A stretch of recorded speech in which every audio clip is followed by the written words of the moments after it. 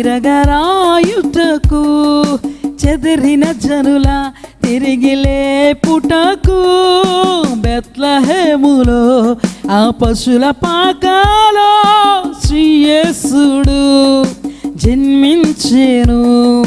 బెత్లెహేములో ఆ పశుల పాకలో శ్రీ యేసుడు జన్మించెను.